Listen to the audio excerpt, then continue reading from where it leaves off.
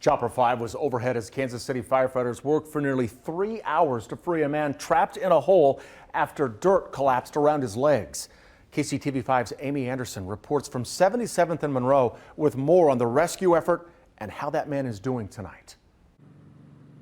Well, that worker was trapped for nearly 3 hours before emergency crews were finally able to free him this afternoon. Tonight, he remains in the hospital while the investigation continues into what happened. It was around lunchtime today. 3 workers were updating a water line when the trench collapsed, trapping one man in dirt up to his waist. He stayed that way for hours while rescue workers tried to dig him out.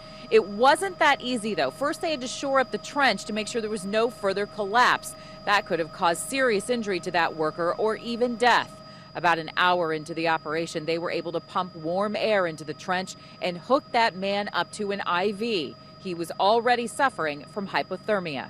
He's wearing, of course, work pants and boots, but he didn't have a jacket or anything like that on. So he had a thin shirt, and so that was what most of the worry was, especially with the weather out here today. Several residents were unable to drive their cars up to their apartments today because emergency workers were worried about the trench collapsing from the vehicles going back and forth. OSHA was on the scene for most of the afternoon. They still don't know exactly what caused that collapse. Reporting in Kansas City, Missouri, Amy Anderson, KCTV5 News.